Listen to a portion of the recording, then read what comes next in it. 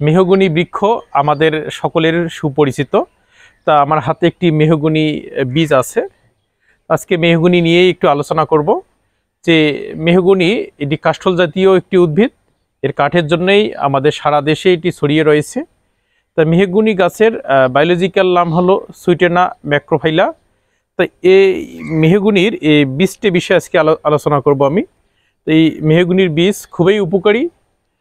সাধারণত জমিতে পোকামাকড়ের দমন বা আমাদের ফসলি জমিতে ছত্রাকের আক্রমণ দেখা দিলে আমরা যদি এই ফলের ভিতরে যে বীজটুকু রয়েছে তা রোদে শুকিয়ে পাউডার করে যদি আমরা স্প্রে করি তাহলে ছত্রাক এবং পোকামাকড় দমন করা যায়। এবং যাদের সর্দি কাশি জ্বর এই মেহগনির এই বীজের পাউডার যদি আমরা একটু হালকা গরম পানিতে গরম করে মধু দিয়ে খাই তাহলে জ্বর দূরীভূত হয়। এবং ডায়াবেটিস নিয়ন্ত্রণে এই পাউডারের গুরুত্ব রয়েছে। তাই মেহগনি গাছের বীজের গুরুত্ব অনেক।